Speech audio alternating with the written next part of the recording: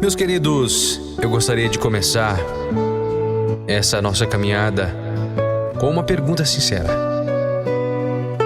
Você já sentiu que a sua fé, que um dia foi um rio de água corrente, hoje parece mal dar um pingo de água? Já sentiu que a sua comunicação com Deus, que antes era clara e cristalina, hoje está cheia de ruído, de distância? Às vezes, a gente se sente assim, espiritualmente seco, e pensa que precisa de um milagre, de algo totalmente novo para voltar a sentir a presença de Deus. Mas e se eu lhe dissesse que, na maioria das vezes, o primeiro passo não é cavar um poço novo, mas limpar o antigo? Isso me faz lembrar daquelas antigas bombas d'água da fazenda, sabe? Aquelas de ferro que ficavam no centro do quintal. Talvez você se lembre de uma na casa dos seus avós. Puxar aquela alavanca era um esforço, mas a recompensa vinha logo. Uma água pura, gelada, que matava qualquer sede. Aquela bomba era o coração da casa. Mas os anos passaram, a modernidade chegou com as suas torneiras e a velha bomba foi esquecida. A ferrugem tomou conta. A poeira do tempo e a maldade de quem passava jogando terra e pedras ali dentro fizeram seu trabalho. A bomba virou só uma peça de enfeite, uma lembrança.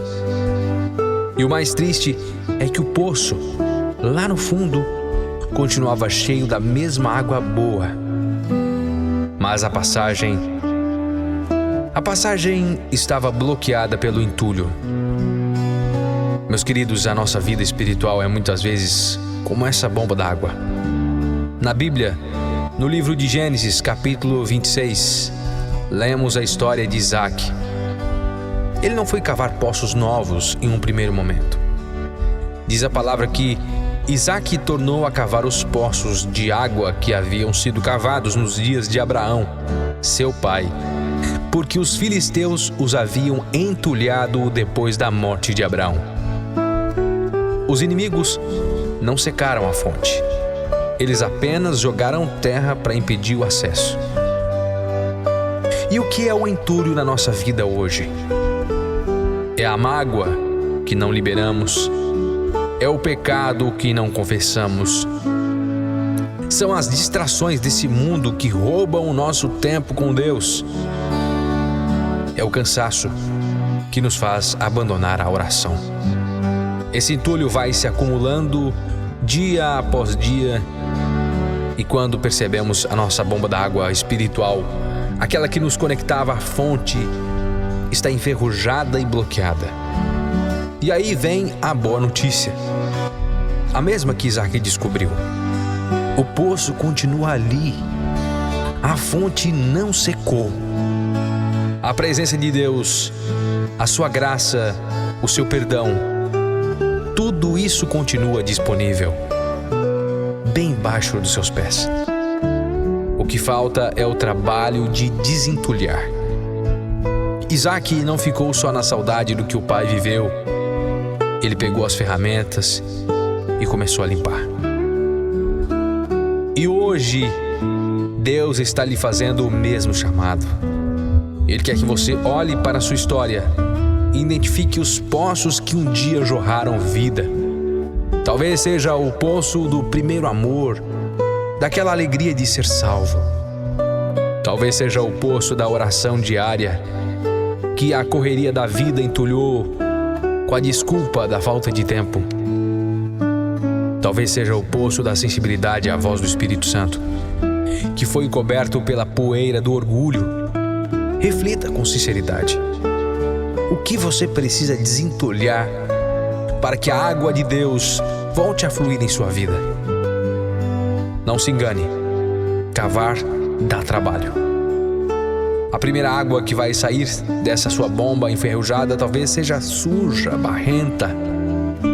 É o processo de limpeza. É a mágoa vindo para fora para ser perdoada. É o arrependimento limpando a sujeira do pecado. Mas não pare na primeira bombeada. Persevere. Continue limpando, continue buscando.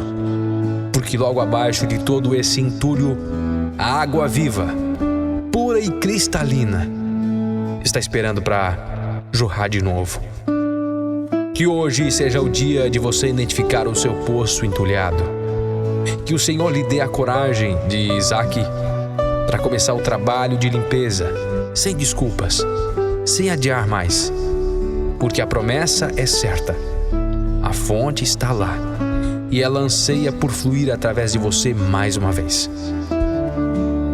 Lembremos da profunda sabedoria do escritor cristão C.S. Lewis, que escreveu: Deus sussurra em nossos prazeres, fala em nossa consciência, mas grita em nossas dores. É seu megafone para despertar um mundo surdo. Talvez a dor da sua sede espiritual seja o grito de Deus lhe chamando para limpar o poço. E uma pequena curiosidade: muitos dos poços descritos na Bíblia, como o poço de Jacó, não eram apenas fontes de água, mas também centros até da vida social e espiritual da época. Eram lugares de encontros, de alianças e de conversas profundas, como aquela em que o próprio Jesus ofereceu água viva a uma mulher samaritana. Vamos orar? Senhor nosso Deus, Pai de Abraão e de Isaac, olhe para nós hoje, Pai. Vemos os nossos poços entulhados pela poeira da vida e pelas nossas próprias falhas. Dê-nos, Pai, a coragem de Isaac para começar o trabalho de limpeza. Dê-nos força para tirar cada pedra de mágoa, cada punhado de terra do pecado, até que a sua água viva possa jorrar em nós de novo, pura e cristalina. Em nome de Jesus, amém.